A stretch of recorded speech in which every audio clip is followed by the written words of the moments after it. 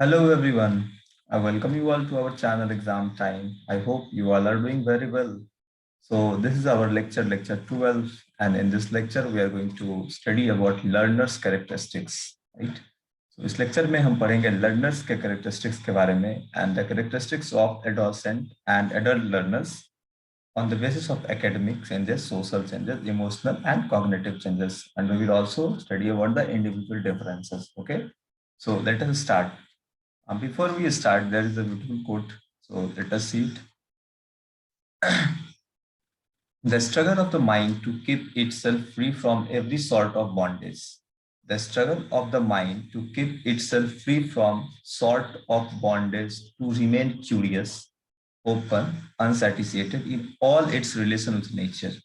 It is tenfold more difficult than the cultivation of a stable, satisfying point of view, but a thousandfold more precious. Okay. So देखो यहाँ क्या कहा गया है ना, it is beautifully said कि जो हमारा माइंड है ना, जो हमारा माइंड है और स्ट्रगल जो माइंड का कि हम फ्री रह सके, मतलब अपने माइंड को हम फ्री करके रख सके from every sort of bondage.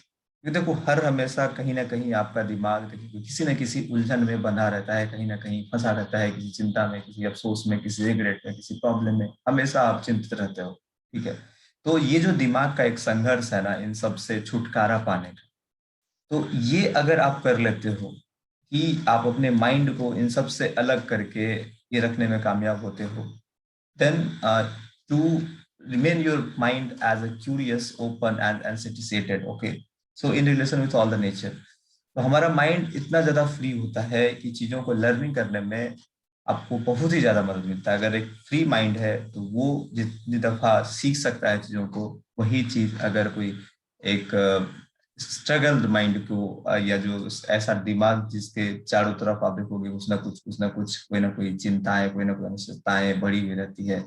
ठीक है, क्योंकि उसका दिमाग उस टाइम में क्या होता है ना कि स्ट्रगलिंग पीरियड में होता है कि चीजों को चीजों से दूर भागने की कोशिश में, या उसमें कुछ ना कुछ आप देखोगे कि कहीं ना कोई रीजन होता है जिसके पीछे वो हमेशा परेशान रहता है। ठीक है, तो हो सकता है कि ये स्ट्रगल की माइंड को आप इन सब चीजों से, सारे बंधनों से मुक्त करके रखो। ये थोड़ा सा डिफिकल्ट होगा, may be it can be 10 Guna difficult, but on the long analysis, ठीक है, अगर आप देखो इन सब चीजों को, अगर आप ऊपर आ जाते हो इन सब चीजों से, and finally you will think, you will see that कि जो इसका रिजल्ट है ना, इसका जो रिजल्ट है वो 1000 फोल्ड प्रेसियस है, 1000 गुना ज्यादा बेहतर होता है। ओके, तो इसी के साथ स्टार्ट करते हैं हम लोग। So what is learning? तो what is learning? It appears quite simple to define learning. काफी आसान होता है, आप अगर सीधे एक लर्निंग शब्द को सीखना ही तो होता है इसका मतलब। ठीक है, but it is something that we all have spent our entire lives learning new things. हर हमेशा, हर दिन, हर इंसान कोई ना कुछ सीखता रहता है, हर हमेशा। So learning is the process whereby the behavior of an organism undergoes changes with as a result of experiences. Okay, तो देखो हर दिन कुछ ना कुछ आदमी नया नया कुछ ना कुछ ट्राई करता है, गलतियां करता है, सीखता है, और एक अनुभव मिलता है। अनुभव से हर हमेशा कुछ ना कुछ लर्निंग हमें प्राप्त होता रहता है। ठीक है, so learning is relatively permanent change in the capacity of performance which is acquired through experiences. तो learning क्या है? आपकी कैपेसिटी में एक परमानेंट चेंज, या आपके परफॉर्मेंस के कैपेसिटी में, जो कि मिलता है हमें अनुभव से, एक्सपीरियंस से। ओके, तो learning is the way through which human beings acquire new skills, knowledge, attitudes and values. Okay, so the outcomes of learning are the new capabilities possessed by the learner. So Gardner Murphy told that the term learning covers every modification in behavior to meet the environmental requirement. देखो हम अपने जिस आसपास के surrounding में रहते हैं, जिस इन्वायरमेंट में रहते हैं, हमें हमेशा जो है वो एडॉप्टेशन का जो नया नया तरीका है, वो हमेशा हम लोगों को वो ये करते रहना होगा। क्योंकि देखो हर दिन कुछ ना कुछ देखोगे आप, नया नया चीज चेंज होता है, नया नया चीज बदलता है। The world is complete dynamic. तो in this dynamic world we need to be aware of all the modifications कि कैसे क्या चेंज हो रहा है, और अकॉर्डिंगली हमें अपने अंदर भी चेंजेस लाने पड़ेंगे। और ये तभी संभव है जब हम कंटिन्यूअस लर्निंग करते रहते हैं। Okay, Henry P. Smith says that learning is the acquisition of new behavior और द स्ट्रेंथनिंग आवर और weakening the old behaviour as a result of experience. देखो हम लोग कुछ ना कुछ अगर कोई अनुभव करता है, कोई एक्सपेरिमेंट करता है, कोई एक्सपीरियंस हमें मिलता है, जब किसी न किसी एक एक्सपेरिमेंट के बाद, कुछ ना कुछ करने के बाद, तो वहां से हम दो चीज एनालाइज करते हैं। एक तो ये कि जो हमारा नया बिहेवियर है वो कितना ज्यादा स्ट्रेंथ हो, मजबूत हो, या जो पुराना हमारा बिहेवियर था जिसके कारण कहीं ना कहीं हम किसी न किसी डिफिकल्टी में या प्रॉब्लम में थे, वो कैसे वीक हो। ठीक है, जैसे मान लो कि अगर आपके अंदर सपोज प्रोक्रेस्टिनेशन की भावना है, मतलब आप काम को हमेशा टालते हो, चीजों को हमेशा टालते हो, तो एक बार मान लो आपको ऐसा रिजल्ट आएगा जिससे आपको ये पता चलेगा, ये अनुभव मिलेगा कि नहीं, इसके कारण मेरा रिजल्ट खराब हुआ। ठीक है, so what will you do? आप अपने बिहेवियर को स्ट्रांग करोगे और ये कोशिश करोगे कि आपके अंदर प्रोक्रेस्टिनेशन जो है वो खत्म हो जाए। ठीक है, तो जो पहले का बिहेवियर था उसको कमजोर करना, और नए बिहेवियर जिसमें आप नया चीज सीखते हो उसको आप स्ट्रांग बनाओगे, right? So types of learners कितने तरह के होते हैं हम उसे देखेंगे। ठीक है, सो learners have many common characteristics at various stage and ages. Okay, so but they also have different in significant many ways. So teachers need to understand both the commonalities and the differences in order to meet the students, uh, as no two individuals are alike. देखो क्या है ना कि teacher जो learners है अलग अलग तरह के, डिफरेंट टाइप्स के, हर एक लर्नर अपने आप में डिफरेंट है। ठीक है, तो उसका जो कॉमन कैरेक्टरिस्टिक्स है हर एक एज पे, हर एक स्टेज पे बदलता है, वो सिग्निफिकेंटली चेंज करता है अलग अलग तरीके से। ठीक है, सो टीचर का क्या काम है ना, so teacher need to understand all the commonalities, जो भी दोनों में समानताएं हैं, सारे बच्चों में कुछ आदतें समान होंगी, कुछ चीज अलग अलग होंगी, तो हर एक चीज को टीचर को है बारीकी से उसको समझना होता है, चीजों को जानना होता है, ताकि in order to give them एक better learning experience. Okay, so इसलिए क्योंकि देखो कोई भी दो इंडिविजुअल जो होता है वो सेम नहीं होता, two students are never alike. Okay, there are variations among learners with respect to their age. देखो एज के हिसाब से वेरिएशंस आता है, उसके कल्चरल एनवायरनमेंट के हिसाब से वेरिएशंस आता है, उसके पिछले एक्सपीरियंस के अकॉर्डिंग, उसके physical mental condition, emotional condition के अकॉर्डिंग, मेकअप गोल्स के अकॉर्डिंग, नीड्स के अकॉर्डिंग, जरूरतें के अकॉर्डिंग, ये सब कुछ है जो फैक्टर डिपेंड करता है कि लर्नर के अंदर जो वेरिएशंस है वो कैसे आता है। So on the basis of personal and social attributes, तो पर्सनल और सोशल एट्रीब्यूट्स के ऊपर हम लर्नर्स को कुछ लेवल में जो ये करते हैं, कैरेक्टराइज करते हैं, that is on the level of age and maturity level. तो एज और मैच्योरिटी लेवल पे आप लर्नर्स को टाइप में डिवाइड कर सकते हैं। ठीक है, उसका motivation and attitude toward the subject, जो भी सब्जेक्ट है, जो भी पढ़ना है, सीखना है, उसके प्रति उसका क्या मोटिवेशन है या उसका क्या नजरिया है, इसके ऊपर भी हम उसे डिवाइड कर सकते हैं। Expectation and vocational aspirations, special talents, mechanical dexterity and ability to work under the various environmental conditions. ठीक है, तो इन सब के अकॉर्डिंग हम लर्नर्स के टाइप को डिसाइड करते हैं।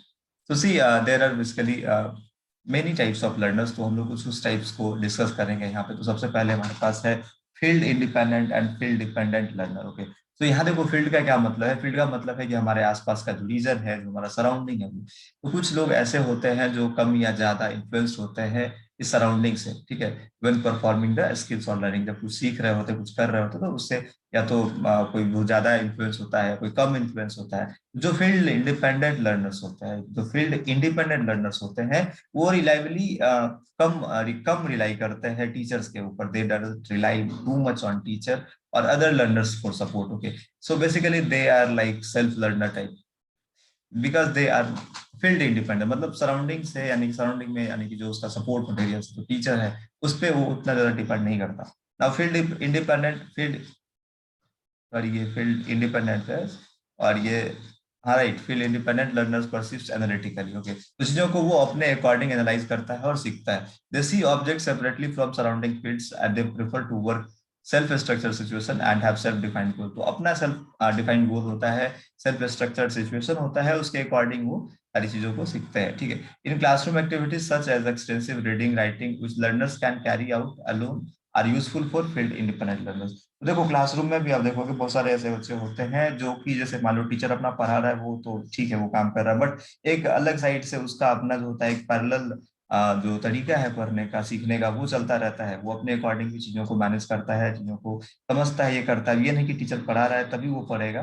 ठीक है, यहाँ पे मैं in the context of learner की बात कर रहा हूँ कि एक लर्नर के कॉन्टेक्स्ट में देखूँ तो इस तरह के लर्नर्स भी आपको देखने के लिए मिलते हैं। ठीक है, so on the other hand field dependent learners, field dependent learners जो होते हैं, they often work well in teams as they tends to get better interpersonal relationship, ठीक है। तो say so they need teacher, they need surrounding, they need support system, ठीक है। Say so they perceive globally, they prefer to work in existing structure context, जो context बना हुआ, जो structure है, जो पैरामीटर्स बना हुआ है पहले से, उसमें वो डील करना ज्यादा पसंद करते हैं, वर्क करना ज्यादा पसंद करते हैं। दे रिक्वायर एक्सटर्नली डिफाइंड गोल, जो पहले से डिफाइंड सेट गोल्स है, जैसे मान लो किसी क्लास में है, उसका एक सेट ऑफ गोल्स होगा कि हाँ उसे एग्जाम्स में मार्क्स लाने हैं या उसे कोई कंपटीशन क्रैक करना है, ठीक है। And reinforcement and more aware of their surroundings, okay. So these were the difference between field dependent and field independent learners, right? Now, in terms of reflectivity and impulsivity, ठीक है।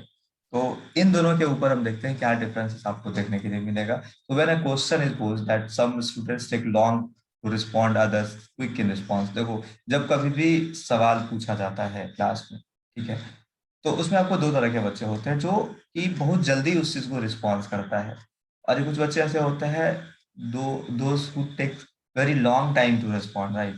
तो what is basically difference, तो यहीं पर difference आता है impulsivity या reflectivity का। देखो, ऐसा नहीं है कि मैं इसलिए कह रहा हूँ कि जिसे आता है वो जल्दी ही जवाब देता होगा, लेकिन ऐसा नहीं होता। बहुत सारे बच्चे ऐसे होते हैं जिनको आता होता है, but still they doesn't response quickly, okay. So the speed with which the respondents make a response to the task and the number of errors they make is termed as conceptual tempo, okay। तो जिस speed से या जिस, देखो, जिस जिस speed या जिस गति से चीजों को गलती करने का, जो गलती करता है उसको पहचानता है जल्दी से या रिस्पॉन्स करता है चीजों के ऊपर, तो इसको टर्म दिया गया है conceptual tempo, okay. So those students who responds quickly and make a fair number of mistakes are said to have fast conceptual tempo, क्योंकि देखो, जो गलती ज्यादा जल्दी करेगा वो जल्दी सीखेगा भी, अपने मिस्टेक्स को एनालाइज भी करेगा, ठीक है, और वो क्विकली रिस्पॉन्ड भी करेगा। So they are said having fast conceptual tempo, right. वो कहते हैं ना हम लोग कि उसका टेम्पर बहुत हाई है, वो काफी ज्यादा कॉन्सेप्चुअल है, चीजों को गलती करता है फिर सीखता है, जल्दी से कर लेता है, ठीक है। तो they are said to possess impulsive style of learning, okay. Now see, classroom based learning style किस तरह के होते हैं। तो क्लासरूम के अकॉर्डिंग अगर हम देखें तो learner styles are traits that refer to how learners receives and process information. तो इस आधार पे कि लर्नर कैसे इंफॉर्मेशन को रिसीव करता है और कैसे उसको प्रोसेस करता है। तो सबसे पहले आता है विजुअल लर्नर्स, ठीक है। They can learn easily and better through the site. तो बेसिकली ये इस तरह के लर्नर होते हैं जो चीजों को देख के सीखना समझना पसंद करते हैं। यहाँ पे brightness, size, colour, distance, clarity, frame और सिमेट्री जो ये काफी इंपॉर्टेंट हो जाता है विजुअल लर्नर्स के लिए। तो visual learners must see so that they may learn easily. Visual learners may be categorized as verbalist and imaginist, okay. So verbalist क्या होता है, ऐसे जो कि वर्ड और लेटर्स को देखते हैं, और इमेजिनिस्ट उसको बोलते हैं जो इमेजेस और पिक्चर्स को देख के जल्दी चीजों को प्रोसेस करते हैं, उस इंफॉर्मेशन को और समझने का कोशिश करते हैं, ठीक है। Now, second one is auditory learners. Okay, auditory learners. तो they acquires information through sound. Basically सुन के चीजों को पसंद करते हैं सुनना वो लोग, ठीक है, समझना सीखना, ठीक है। तो various aspects of sound, for example, pitch, volume, tempo, rhythm, response, are the important auditory for learners. Okay, so auditory learners may be oral. They learn by listening to others, or oral they learn by talking and hearing themselves. देखो, एक होता है कि oral मतलब कि जो दूसरे का बात सुन के सीखना पसंद करता है, एक होता है कि खुद से ही बात करता है, खुद से खुद का ही बात सुनता है। They learn by talking and hearing themselves, okay. Now third is motor learners. So learners through motor activity, various aspects of action, for example frequency, duration, intensity, pressure are the important for them. तो motor learners में भी kinaesthetic, okay. So kinaesthetics means कि जिसमें चीजों को mechanically किया जाए, उसमें एक्शंस का इन्वॉल्वमेंट हो, मसल्स का इन्वॉल्वमेंट हो, इस तरीके से चीजों को बेसिकली एक्सपेरिमेंट करके परफॉर्म करके सीखना, एक तरीके से हम कह सकते हैं। तो इन सब के apart there are some classroom types of learners को हम दो तीन तरीके, कुछ चार तरीके से डिवाइड करते हैं। इंट्यूटिव होता है, इंडक्टिव होता है, डिडक्टिव होता है एंड रिफ्लेक्टिवली, ओके। तो सबसे पहले इंट्यूटिव ये होता है जो इनसाइट्स और हंचेस पे आधारित होता है। दूसरा इंडक्टिव, जो फैक्ट्स से जनरलाइजेशन के ऊपर जाता है। Third one is deductive, from theory to individual facts, okay. ये ऐसा होता है जो थ्योरी से इंडिविजुअल फैक्ट की तरफ जाता है। दूसरा last is reflectively, okay, so introspection, introspection, okay, इसे क्या कहते हैं, introspection. Now fifth is learner characteristics on the basis of listening skill. तो लिसनिंग स्किल पे हम लर्नर्स को कैसे कैरेक्टराइज करते हैं? Listening is an important skill and there are 4 types of listening styles. Basically they are active listening, empathetic listening. तो active listening, it is a listening with purpose. इसमें सुनने का कुछ पर्पस हो, वैसा नहीं कि बस सुने जा रहा है, सुनने का कुछ मतलब नहीं है, ठीक है। जैसे मान लो कि आप समानता अगर बस एक पैसिव फॉर्मेट में आप गाना सुनते रहते हो तो उसका कोई एक्टिव मतलब नहीं होता। वही अगर उस टाइम पे आप कुछ ऑडियो बुक सुन रहे हो, कोई ऑडियो बुक अगर आप सुन रहे हो या कोई बुक समरी सुन रहे हो तो उसका कुछ पर्पस होता है, क्योंकि आप सुनते हो तो दिमाग आपका प्रोसेस भी करता है, राइट। जब आप सॉन्ग सुन रहे होते हैं तो उस टाइम में आपका दिमाग पैसिव होता है, दिमाग बेसिकली काम सेंस में होता है, काम स्टेज में होता है, राइट, कूल स्टेज में होता है, दिमाग को शांति फील होता है उस टाइम में। Empathetic listening is a form of active listening. ये क्या होता है? Active listening which you attempt to understand the other person. जब कोई बोल रहा होता है, मान लो अगर आप सुनते हो उसकी बात और उस बात को समझने का भी कोशिश करते हो, ठीक है, तो दैट इज एम्पैथेटिक लिसनिंग। एक एक्टिव लिसनिंग क्या होता है? जिसमें हम चीजों को पर्पस के थ्रू समझने की कोशिश करते हैं, ठीक है, जिसका पर्पस होता है। एम्पैथेटिक होता है जो एक्टिव लिसनिंग होता है, जो आप जो कोई बोल रहा है दूसरा, उसको आप क्या करते हो, कोशिश करते हो कि उसको आप समझो भी, ठीक है। और ये एक्टिव लिसनिंग में क्या डिफरेंस है? जिसमें एक पर्पस होता है सुनने का, ठीक है। इवेल्युएटिव लिसनिंग या क्रिटिकल लिसनिंग। तो क्रिटिकल लिसनिंग क्या होता है? In this type of listening the listeners evaluates the accuracy. इसमें बेसिकली जजमेंट वाली बात हो गई कि जो भी स्पीकर बोल रहा है तो उसके मीनिंगफुलनेस को उसको जज करना, हाँ ये सही है, ये गलत है, इस तरीके से, ठीक है। तो उसका फिर आता है अप्रिसिएटिव लिसनिंग। तो अप्रिसिएटिव लिसनिंग क्या होता है? Listening for enjoyment involve seeking situation involving relaxing fun और इमोशनली स्टिमुलेटिंग इंफॉर्मेशन। ओके, तो बेसिकली ये फॉर एंजॉयमेंट हो गया, जो सिचुएशन को रिलैक्स, जैसे इसमें आप बोल सकते हो सॉन्ग्स वगैरह सुनना, ठीक है, सॉन्ग्स वगैरह सुनना, ये सब भी ज्यादा appreciative listening. Okay, now learner characteristics on the basis of thinking style. तो सोचने की यानी कॉग्निटिव स्टाइल्स पे कैसे हम इसको डिफरेंशिएट करते हैं। सबसे पहले रिफ्लेक्टिव थिंकर्स। तो रिफ्लेक्टिव थिंकर्स कैसे थिंकर्स को कहते हैं? सो जहाँ पे view new information with respect to the subject, जहाँ पे क्या होता है कि नया जानकारी जो है सब्जेक्ट के रिस्पेक्ट में वो देखा जाता है, नए इंफॉर्मेशन को पुराने एक्सपीरियंस से रिलेट किया जाता है। So they are reflective thinkers. Okay, उसके फिर आते हैं क्रिएटिव थिंकर्स। लोग creative thinkers like to play with new information. ये नए इन्फॉर्मेशन के साथ चीजों को basically they ask always why. वो सवाल करते हैं कि आखिर क्यों। They find the reason, they find the solution. Okay, they are basically creative thinkers. Now practical thinkers ऐसे थिंकर्स होते हैं जो हमेशा फैक्चुअल इन्फॉर्मेशन की तलाश में होते हैं, जो हमेशा फैक्चुअल इन्फॉर्मेशन को फैक्ट चाहिए कि ये क्या है, कैसे हुआ, ठीक है, एग्जैक्ट फैक्ट चाहिए उनको। Seek the simplest and the most efficient way to do work. उनको एकदम आसान तरीका चाहिए चीजों को समझने का, जो प्रैक्टिकल होता है, सिंपल, ठीक है, कोई ज्यादा बहुत ज्यादा दिमाग लगाने का उसमें ये नहीं होता।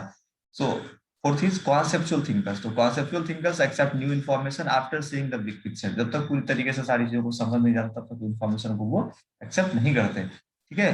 Want to know how things work. वो जानना चाहते हैं कि क्यों काम, कोई चीज कैसे काम करता है, and not just a final outcome. ऐसा नहीं कि बस फाइनल रिजल्ट मिल गया तो ये आप समझ लेंगे, ऐसा नहीं। अब ये इसके पीछे सवाल भी करेंगे कि आखिर क्यों हुआ ऐसे, कैसे ये काम करता है, कैसे ये वर्क करता है, right. So this were the learners characteristics. जो आगे और हम कुछ डिस्कस करेंगे, सो उससे पहले महात्मा गांधी का एक क्वेश्चन है, live as if you were to die tomorrow, learn as if you were to live forever. ठीक है, तुम कुछ ऐसे जियो ना कि अगर हम लाइफ से रिलेट बात करें तो जिंदगी को आप बेहतर, एकदम full full fledge full level पे आप तभी जी सकते हो, तब जी पाओगे जो आप ये सोचो कि शायद कल ना हो। क्योंकि आज जो है आपका, आज जो है टुडे, आज जो है यही आपके पास है और यही आपका प्रैक्टिकलिटी है, यही आपका सच्चाई है, यही एक्चुअलाइजेशन है। तो try to live in today.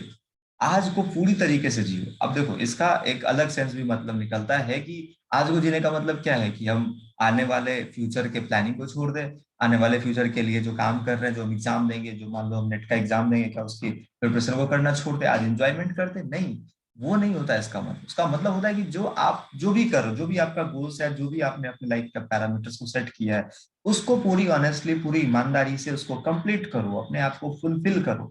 उस दिन जो भी आपको करना है, ठीक है, उसको कंप्लीट करो। ये नहीं कि आज का काम कल पे टाल रहे हैं, नहीं आज नहीं करना, कल कर लेंगे। आज कोई देखो इसमें एक और एस्पेक्ट ये है कि बहुत ज्यादा किसी को प्रॉब्लम, तो प्रॉब्लम सबके साथ होता है, तो प्रॉब्लम हुआ तो आदमी परेशान है, प्रॉब्लम्स को लेके बहुत ज्यादा परेशान है, आप उसके ऊपर सॉल्यूशन नहीं ढूंढ रहे, आप प्रैक्टिस नहीं कर रहे, आप ट्राई नहीं कर रहे, आप कोशिश नहीं कर रहे, आप सॉल्यूशन ढूंढने का कोशिश नहीं कर रहे, लेकिन आप प्रॉब्लम के ऊपर परेशान हो रहे हैं, ठीक है। तो इससे क्या होगा कि आपका टाइम पास होगा और अल्टीमेटली आप टाइम का वैल्यू नहीं कर पाओगे, राइट। सो गांधी जी का ये थॉट था कि आप अपने आज को ऐसे जियो कि शायद कल आप ना रहो, right. Learn as if you were to live forever, और सीखो कुछ ऐसे, क्योंकि देखो अगर आज मान लो आपको ये पता चल जाए कि maybe day next day is not going to happen for you, right, किसी के लिए मान लो कल होने ही वाला नहीं है सपोज, तो अगर आज आपको बोला जाए कि चलो ठीक है आपको मैं टीचिंग एप्टीट्यूड सिखाता हूँ, ठीक है, या मान लो मैं आपको एक नया कॉन्सेप्ट सिखाता हूँ, तो आपके लिए शायद ये वर्थफुल ना लगे। रीजन कि आप ये सोचोगे कि कल तो होगा ही नहीं ना, कल तो होगा ही नहीं। अब मान लो कल दुनिया खत्म होने वाला है, सपोज कि कल ऐसा हो कि पूरी दुनिया खत्म हो जाए, और तब आपको आज कुछ ऐसा चीज सिखाया जो लर्निंग पॉइंट से कुछ है, तो आप उसको सीखोगे क्या? नहीं सीखोगे, है ना। इंटरेस्ट ही नहीं आएगा, क्योंकि आपको उसका कुछ मतलब, कुछ पर्पस ही नहीं दिखाई देगा, ठीक है। तो सीखो कुछ ऐसे कि आपको ऐसा लगे कि you are going to live forever, हमेशा हमेशा जियोगे आप, कभी खत्म नहीं होना दुनिया, ठीक है। You will live for ever, तो सीखना ऐसे है कि आपको हमेशा जिंदा रहना है। देखो वैसे भी कहा गया है कि जो इंसान, according to me I believe this thought, कि जो इंसान जब तक सीखता रहता है, जब तक वो लर्निंग करता रहता है, तब तक वो एडल्ट होता है, तब तक वो जवान रहता है, तब तक वो स्वस्थ रहता है, तब तक वो रिच रहता है, आप जो भी कह सकते हो। जैसे ही वो लर्निंग करना बंद करता है, he become old, he become old, he become poor, ठीक है, वो बूढ़ा हो जाता है, राइट। तो कोई इंसान अगर कहता है कि मैं बूढ़ा हूँ, I am old age person, तो I think that he is talking कि he has stopped all the learning process, उसने लर्निंग करना बंद कर दिया, सीखना बंद कर दिया है, इसीलिए वो बूढ़ा हो गया, ठीक है। आप एग्जाम्पल देखोगे, वर्ल्ड, बड़े से बड़े वर्ल्ड लीडर्स को देखो, बड़े से बड़े एक्टर्स को देखो, Amitabh Bachchan is great example, इनका एज देखो 75 प्लस में, but he his dedication about the work is ultimate, right. आप यूएसए के प्रेसिडेंट को देखो, जो बाइडेन, आप अपने देश के प्राइम मिनिस्टर को देखो, नरेंद्र मोदी, इन लोगों का एज एकदम फैक्टर नहीं करता कि उनके काम का जो कैपेसिटी है, जो उनका जो पोटेंशियल है, उनका जो काम करने का, जो काम के लिए और सीखने का जो ललक है उनका, एक वो कभी कम नहीं होता, वो एज फैक्टर पे बिल्कुल डिपेंड नहीं करता। तो आप नहीं कह सकते कि Joe Biden is a old man, okay, old age person, बुढ़े है, ठीक है, may be physically he is not so much strong, but mentally he is always prepare to learn the situation, जो भी चीज आएगा उसको सीखेंगे, करेंगे, ठीक है, क्योंकि दे आर लर्निंग एज की they are going to live forever, right. So learning is a fundamental, continuous, ongoing, and a lifelong process. That's why we are giving such type of this philosophy as well. पे ज्यादा लगा, ठीक है। So a learner is someone who is consistently learning. एक learner ऐसा है जो हमेशा सीखता रहता है। Well, we all are learner at some or time, other time daily life. हमेशा हम लोग देखो यहाँ पे लर्नर तो हर कोई है ही, बट आपको एक लर्निंग एटीट्यूड अपने अंदर रखना है, ठीक है, चीजों को हमेशा सीखने का एटीट्यूड, ठीक है। कुछ भी समस्या हुआ, कुछ भी प्रॉब्लम हुआ, कुछ भी स्थिति है, उसमें आप सीखो, try to find this thing कि इससे क्या सीख सकते हैं, इससे हमको क्या सीखने के लिए मिल सकता है। It is for our successful adaptation of human being to internal and external environment. आज जो हमारा ह्यूमैनिटी है, आज जो होमोसेपियंस पे इतना ज्यादा डेवलपमेंट हुआ है, ये हुआ तभी है जब हम लोगों ने पल पल हर पल सीखा है चीजों को, ठीक है।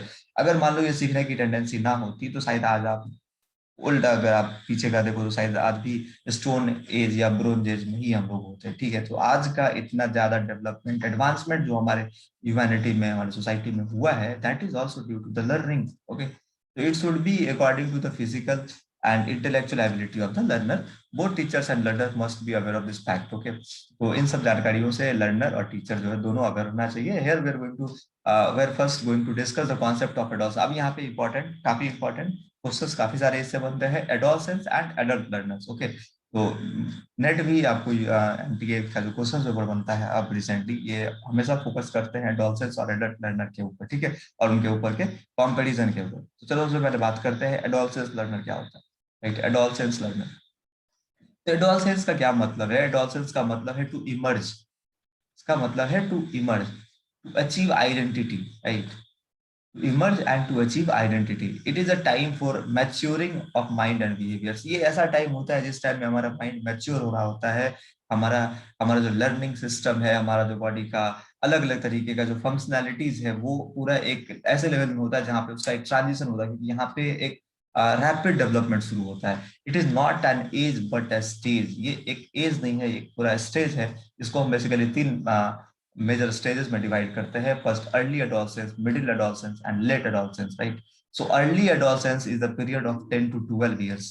ग्रोथ है जिसमें आपके हाथ पैर जो बॉडी के लेवल पे चेंजेस है वो आपको देखने के लिए मिलता है। इसका मिडिल एडोलसेंस है जहाँ पे 12 से 16 साल तक ये होता है। Here further bodily genetic development जो है स्पेसिफिकली गर्ल्स में जो पुबर्टी लेवल पे चेंजेस आता है, ये चीज आपको देखने के लिए यहाँ पे मिलेगा। बॉयज में देखोगे एडम सेपल्स वगैरह निकलना, आवाज भारी होना, डिफरेंट टाइप्स का चेंजेस आपको मिडिल एडोलसेंस में देखने के लिए मिलता है। उसके बाद फिर आता है late adolescence, that is 16 to 19। यहाँ पे जो होता है ना, ये ट्रांसफॉर्मेशन टुवर्ड्स एडल्टहुड, यानी कि यहाँ से लोग एडल्ट की तरफ बढ़ना शुरू करते हैं। ठीक है, इन लेट एडोलसेंस, इसके बाद फिर इसी लेट एडोलसेंस में जो कैरियर डिसीजन होता है कि क्या करना है लाइफ में, कैसे आगे बढ़ना है, गोल्स क्या होगा हमारा, तो यहाँ पे लोग अवेयर हो जाते हैं। ठीक है, और ये डिसाइड करते हैं कि फाइनली उन्हें अपनी लाइफ में क्या करना है, क्या किस सेगमेंट में जाना है, किस सेक्टर में जाना है, क्या बनना है, क्या करना है। ठीक है, so World Health Organization defines adolescence both in terms of age spanning, ages 10 से 19 साल तक। ठीक है, 10 से 19 साल तक का जो एज होता है इसको एडोलसेंस बताता है according to WHO। So may be question can be asked कि adolescence according to WHO what is the range of age. So this is 10 to 19 years. Okay. Paul describes adolescence as storm and stress. Right. See what is this? Storm and stress. यहाँ पे बहुत तेजी भी होता है, बहुत झुकाव भी होता है, बहुत रुकावट भी होता है, हर तरह का से चेंजेस आपको देखने period that reflects the unsettling growth period in the modern societies. This concept was recognized by Margaret and Mead also. देखो एकेडमिकली सबसे पहले हम जानते हैं, academically adolescence is a time spent in high schools and early colleges. ठीक है, तो adolescence period जो होता है इस टाइम में हम लोग जो भी एडोलसेंट में हम लोग थे उस टाइम में आपने देखा होगा कि we have spent in this period in high schools 11th 12th, basically 10th to 12th का जो आपका रीजन रहता है। इनफैक्ट 12th में आप सेकंड फर्स्ट ईयर में चले जाते हो, थर्ड ईयर तक आप मान सकते हैं, क्योंकि अब बहुत सारा देखा गया कि अभी 21 साल 22 साल में बच्चे ग्रेजुएट हो जाते हैं। ठीक है, तो 19 तक में आप बात ऐसा कर सकते हो कि आपने भी अपने कॉलेजेस में एंट्री ले चुके होते हैं। Now, psychologically level पे it is a period of transition during the which cognitive and physical personality and social changes occur। तो इस लेवल पे क्या होता है, cognitive, physical और personality changes जो है वो बनता है। Sociologically, it is a period to fill the gap between dependent childhood to self-sufficient adulthood। अब यहाँ पे क्या है, देखो यहाँ तक आपको ऐसा लगता है कि सब कुछ मेरे माँ बाप कर रहे हैं, all the things has been are being fulfilled by our parents, our guardians, okay। But यहाँ पे एक सेंस ऐसा डेवलप होता है जहाँ पे आपको ये बताया जाता है सामाजिक तौर पे कि आपको भी अपना एक, वो बोलते हैं ना कि अब अपने पाँव पे खड़े हो जाओ, now you have to think up for yourself. अब आपको अपने करियर के बारे में सोचना चाहिए। तो इस तरह की बातें जो सोशोलॉजिकल पॉइंट से है, ठीक है, या था फिर मेडिकल पॉइंट से देखें तो मेडिकल पॉइंट या बायोलॉजिकल पॉइंट से जो एडोसेंस होता है वो ग्रोथ ऑफ हार्मोनल चेंजेस या बॉडी के ग्रोथ में ये भी देखने के लिए मिलता है, right. Now see social changes पे हम देखेंगे एडोसेंस सोशल चेंजेस पे Margaret and Mead highlighted the roles of cultural factors development of personality of adolescent. Okay, so Mead observed that a storm and stress as a serene and gradual transition from childhood to adulthood and an easy acceptance of adult roles. It is a it is relative stress-free in society. As W. Bernard also described that it is a cultural phenomenon. Cultural aspects of adolescence states two main aspects, right? So basically दो main aspect क्या है इसमें से देखते हैं। तो सबसे पहले कि रैपिडली वाइडनिंग लाइफ, आपका देखो जो लाइफ एडल्ट से पहले जो एक तरीके से एक नादान वाला लाइफ होता है जहाँ पे आपके लाइफ के बहुत सारे डायनामिक्स नहीं होते, बहुत सारे पैरामीटर्स नहीं होते, बहुत कुछ नहीं होता। अचानक से उसके बाद क्या होता है कि लाइफ के बहुत सारे पैरामीटर्स खुलने लगते हैं। आप देखोगे कि जो 10 से 11 साल तक का बच्चा जो घर में रहता है, ज्यादा घर के इन्वायरमेंट में ज्यादा रहना पसंद करता है, जैसे ही वो उससे थोड़ा सा एडोलसेंस में आता है उसके अंदर में जो चेंजेस है वो सब स्टार्ट होने लगता है, तो उसका लाइफ काफी ज्यादा वाइड होने लगता है। ठीक है, तो ये रैपिडली वाइडनिंग लाइफ का स्टेज है। And increasing second is an increasing overlapping between roles of child and adult. अब इसके बाद देखो क्या होता है कि एक चाइल्ड का रोल और एक एडल्ट का रोल जो है उसके ऊपर कुछ ओवरलैपिंग होता है। एडोलसेंट में फील बैड ड्यूरिंग, अब देखो यहाँ पे क्या होता है, यहाँ पे हमारा सोशल इमोशनल लेवल का भी जो है हार्मोनल चेंजेस के कारण आपको गुस्सा भी आने लगता है, चिड़चिड़ापन होने लगता है।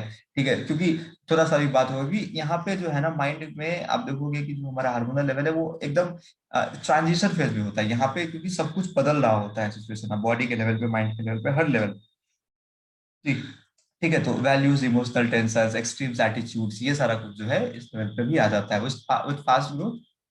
Structural body changes due attitude towards the oneself and other. यहाँ पे हम लोग अपने ऊपर भी एक अलग तरह का नजरिया है, क्योंकि ये बेसिकली देखो ये सब बहुत सारी बातों इस पे भी डिपेंड करता है कि जो सोसाइटी है वो किस तरीके से बदल रहा है, या आपके आसपास का जो एनवायरनमेंट है वो कैसा है। अगर मान लो कि एक बच्चा जो 11 साल का 12 साल का वो एक ऐसे एनवायरनमेंट में रहता है जहाँ पे सब साइंटिफिक कम्युनिटी के लोग रहते हैं, जहाँ पे सिर्फ बड़ी बड़ी बातें की जाती है, जहाँ पे सिर्फ जो एडवांस लेवल टेक्नोलॉजिकल लेवल का बात होता है वो किया जाता है, तो obviously the student the children will find his way in that path. Okay, but अगर यही चीज आप देखोगे कि एक ऐसा जगह पे जहाँ पे सपोज कि उस एज में, क्योंकि वही एज ऐसा होता है जहाँ पे जिस तरीके से बच्चे को लेके जाया जाए उधर जा सकता है। अगर मान लो कुछ गलत हैबिट करने वाले एक सोसाइटी में है, जहाँ पे बच्चे में भी मान लो स्मोकिंग करना या फिर गलत तरह घूमना फिरना ये सब करना, तो ओवर एंजॉयमेंट करना, इंटरटेनमेंट करना, ये सब चीज अगर मिलता है तो may be students will move towards that path. Okay, तो ये जो पीरियड होता है ये काफी ट्रांजिशनल पीरियड होता है सोशल चेंजेस के अकॉर्डिंग देखें तो, ठीक है।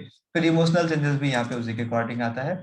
Research indicate that emotions can not be separate of the intellect learning. तो इमोशंस को आप लर्निंग से तो बिल्कुल भी नहीं सेपरेट कर सकते, ठीक है। If the learner is a stage, अब मान लो कि अगर सपोज मान लो कि आप एक ऐसे स्टेज में हो, आपको कुछ एक्सपेक्टेशन है कहीं पे किसी से, और वो क्या हो रहा है अचानक से आप जैसा चाह रहे हो वैसा नहीं हो रहा है, ठीक है, तो इमोशनल लेवल फिर आप क्या हो जाते हो, काफी ज्यादा एंग्जाइटी हो जाते हो, स्ट्रेस हो जाते हो, आपके ऊपर बहुत ज्यादा एंजाइटी आने लगता है, ठीक है, डिप्रेशन में आप जाने लगते हो, और किसी भी चीज को अगर पढ़ना चाहोगे तो फिर नहीं पढ़ पाओगे। जो आज के स्टार्टिंग में सबसे पहले हमने लेक्चर स्टार्ट किया, फ्री ऑफ बॉन्डेज, तो हमारा माइंड जो है ना इसी सब बॉन्डेशन से बंधा हो रहता है। वी आर टॉकिंग कि इसी सबसे फ्री कैसे होना है, ठीक है। तो ये सब इमोशनल चेंजेस के कारण, क्योंकि आप अगर बंधे हुए रहोगे ना, आपका माइंड हमेशा किसी एक पर्टिकुलर चीज में अगर बंधा रहेगा ना, तो फिर आप फ्री नहीं हो पाओगे, ठीक है, आप फ्री नहीं हो पाओगे। और जब तक माइंड आपका फ्री नहीं होगा तो आप नया चीज एक्सेप्ट नहीं कर सकते, क्योंकि आपने अपने माइंड को तो ब्लॉक करके रखा ना किसी एक पर्टिकुलर चीज से, तो फिर कोई नया इन्फॉर्मेशन आपके दिमाग में कैसे एंट्री लेगा, नहीं ले सकता,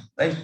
सो role confusion is an indicator of not successfully meeting the task of adolescence. अब देखो यहाँ पे रूल कंफ्यूजन भी होता है कि हाँ कब क्या करना चाहिए, किस टाइम पे क्या करना चाहिए, तो ये जो रूल है ना लड़की का या जो एडोलसेंस का, ये क्लियर नहीं होता। यहाँ पे कंफ्यूजन होता है कि हाँ अभी बात करना चाहिए नहीं करना चाहिए, कौन यूज करना चाहिए नहीं यूज करना चाहिए, क्योंकि इसके लिए कोई रूल बुक तो है नहीं एग्जैक्टली कि हाँ इस एज में ये, इस एज में ये, इस दिन ये, इस दिन ये। बेसिकली हर एक चीज सेंसफुली जैसे जैसे इंसान होता है अकॉर्डिंगली वो सब चीज सीखता रहता है और करता रहता है, ठीक है। So adolescence face problems of morality and being much ambitious, they favour freedom and democratic life. यहाँ पे क्योंकि अब पूरा सराउंडिंग उस तरीके का है, उनको फ्रीडम काफी ज्यादा चाहिए होता है, दे फाइंड द फ्रीडम, उनको डेमोक्रेटिक लाइफ पसंद है, उनके लाइफ में ज्यादा रोक टोक नहीं होना चाहिए। कि देखते हो कि इसी टाइम में क्या होता है, बच्चे माँ बाप का बात बहुत ज्यादा मानना नहीं पसंद करते, क्योंकि उनको बोला जाता है कि तुम घर से बाहर नहीं निकलो, तुम ये नहीं करो, तुम वो नहीं करो। और जितना ज्यादा आप उसको मना करोगे किसी भी चीज को करने के लिए, वो उतना ज्यादा उस चीजों को, क्योंकि उसको ऐसा लगता है कि मना किया जा रहा है मतलब we are getting bonded. Okay, so what he need freedom, she need freedom. Okay, तो उसको वो फ्रीडम चाहिए होता है उस पर्टिकुलर एज में, ठीक है sir. They like primitive atmosphere too, so that the parents and teachers to be lenient towards them. तो उसको ऐसा एनवायरनमेंट चाहिए जो मतलब लोग, क्योंकि उसके बाद उसको अपना वैल्यू भी समझ में आने लगता है, तो उसकी भी इज्जत करे लोग, उसकी भी बातों को समझे, उसकी भावनाओं को समझे।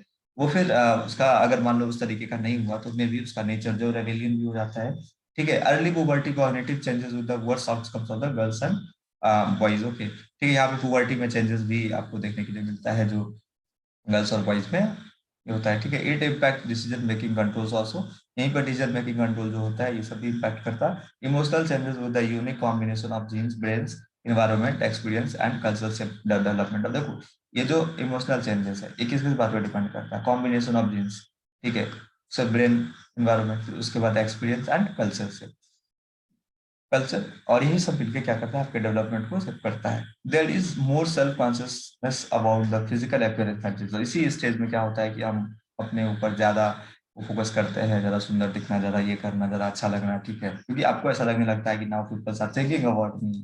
तो ये सब इमोशनल लेवल पे होता है। Now see what about cognitive development, ठीक है, या कॉग्निटिव लेवल पे क्या होता है। तो cognitive development refers to the mental activities that enable and individual to adjust to the environment, while mental development refer to intelligence, thinking or imagination about the environment. Okay, elementary level पे there is an increase in child's capacity to learn. जो elementary level होता है वहां पे बच्चे की capacity का जो सीखने का कैपेसिटी है वो बढ़ता है, ठीक है, मैच्योरिटी के बढ़ने के साथ साथ, ठीक है। तो यहाँ आई से mention that the following stages for cognitive development, तो उन्होंने 4 बेसिक स्टेजेस को दिखाया। पहला स्टेज होता है जो सेंसरी पीरियड बोलते हैं, sensory period is of 0 to 2 years। Okay, उसका होता है प्री ऑपरेशनल पीरियड, 2 से 7 साल का होता है। उसका होता है concrete operational period, that is 7 to 11 years। Then formal operation period, that is 11 to 15 years। ठीक है। So the main characteristic displays are, जो मेन कैरेक्टरिस्टिक्स आपको देखने के लिए मिलता है वो ये है। पहला systematic analysis of problem, second logical approach towards the problem solution. ठीक है। ability to use higher order of structure to solve the problem, systematic analysis of problem, and fifth is moral maturity. It has also been observed that the type of language used in the uneducated homes is mostly commands, whereas educated homes is mostly of explanation। अब देखो, अब यहाँ पे difference आ गया कि educated और uneducated family में। ठीक है, जो अनएजुकेटेड फैमिली होंगी, ठीक है, जो अनएजुकेटेड फैमिली होंगे वहां पे आप देखोगे जो बेसिकली लैंग्वेज यूज किया जाता है mostly commands, where commanding language होता है। बेसिकली जो एजुकेटेड फैमिली होता है वो लोग एक्सप्लेनेशन के ऊपर ज्यादा मतलब ये करते हैं, क्योंकि डिफरेंस होता है दोनों का, एजुकेशन लेवल में डिफरेंस होता है, तो उससे जो बात करने का बिहेवियर या फिर आप सोचोगे एक डिसीजन लेने का जो तरीका है वो भी अलग हो जाता है, क्योंकि वहाँ पे अलग अलग तरह का एनवायरमेंटल चेंजेस होता है। ठीक है। Now last one, adult learners. तो एडल्ट लर्नर्स क्या होता है ये देखते हैं। So adult learners are, according to McCallum, adult learners is mature. ठीक है, ये जो भी प्रॉब्लम्स आपने एडोलसेंस में देखा वो एडल्टहुड आते आते ऑलमोस्ट खत्म हो जाता है, और एक स्टेबिलिटी वाला जो फेज होता है लाइफ का, मतलब not I am talking about the financial and economic, body के लेवल पे, माइंड के लेवल पे, ठीक है, इमोशन के लेवल पे। ठीक है, तो यहाँ पे मैच्योरिटी आना शुरू हो जाता है, सेल्फ डायरेक्शन हो जाता है स्टार्ट, क्योंकि आप खुद के ऊपर अब सोचने ज्यादा लगते हो। ठीक है, क्योंकि आप यहाँ पे जो आप में ट्रांजिशन था ना, वो ट्रांजिशन आपने फेस पार कर लिया। ठीक है। देखो, अगर मान लो ये जीवन एक मतलब पूरा आप समझ लो कि एक ऐसा जर्नी है, जर्नी के बीच में एक दरिया आता है, इस दरिया को आप एडोलसेंस कहते हो, उस दरिया को पार करोगे तो फिर आप लाइफ के एडल्टहुड में जाते हो। ये दरिया को पार करने वाली चीज है। इस दरिया में बहुत अजीब तरह का ये दरिया है। यहाँ पे आप ना किसी रास्ते से जा सकते हो, अच्छे रास्ते पे जा सकते हो, बुरे रास्ते पे जा सकते हो, खराब रास्ते पे जा सकते हो। तो यही एक ऐसा स्टेज होता है जहां से कोई भी इंसान, कोई भी बच्चा अपने लाइफ को मैक्सिमम केस में डाइवर्ट करता है। ठीक है, कि किधर जाना है उसको, यही मेन स्टेज होता है जहाँ पे वो डिसाइड होता है कि वो किधर जा रहा है। So adult education is based on the philosophy called andragogy। ठीक है, so that is art and science of helping the adult learns। तो guiding andragogy पे बेसिकली ये आधारित होता है। So guiding principle of adult learnings aim at bringing change in what people know, change in what can do, change in what people think, change in what people actually do। Okay? दूसरे शब्दों में कहें तो it must impresses the change of knowledge, attitude and skill of the learners. Okay, so adulthood is mostly defined on the basis of age, cognitive maturity। adulthood को हम basically as और cognitive maturity के ऊपर define करते हैं।